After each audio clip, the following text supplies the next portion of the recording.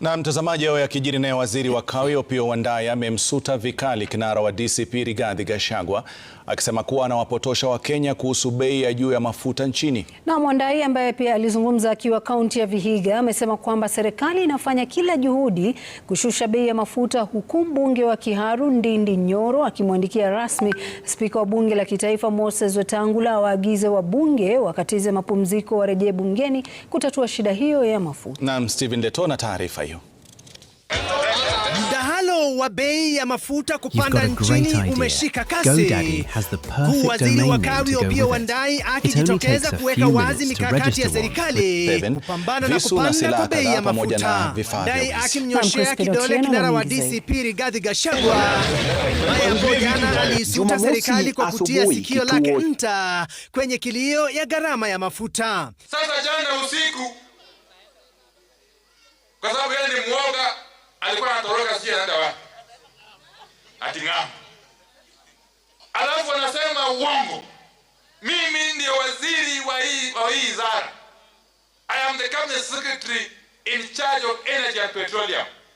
Kama kuna issue concerning this docket, it should face me. Wandayi amesema kuwa serikali ipo mbioni kutafuta mwafaka katika bei ya mafuta nchini na kuwataka wanasiasa kukoma kuwapotosha na kuwachochea Wakenya. Hii mambo ya government fuel importation framework haikuanzishwa jana au leo, ilianzishwa mwaka 2023 wakati Bwana Munyoro alikuwa deputy president. Wandayi ambaye aliandamana na katibu mkuu wa muungano wa wafanyikazi nchini Francis Atwoli walitumia fursa hiyo kuwarai Wakenya wawe watulivu hadi pale suluhu itakapopatikana. Unadanganya watu, unasema serikali inaongeza mafuta, na dunia mzima wanajua vita iko katika Kuba.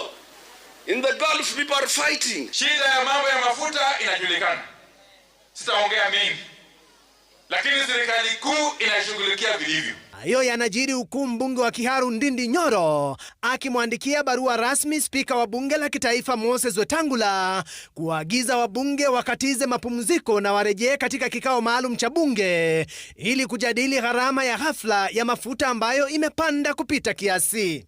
Mbunge huyo wa Kiharu amemwandikia Wetangula kuwa tayari mapendekezo ya kufanyia sheria marekebisho ipo kwenye meza ya karani wa bunge. Nyoro anapendekeza ushuru kuondolewa kwa bidhaa za mafuta ili kushusha gharama ya mafuta nchini. Kauli ya askofu mkuu kanisa la Kianglikana nchini Jackson Ole Sapit aidha ikiitaka serikali kuingilia bei ya mafuta.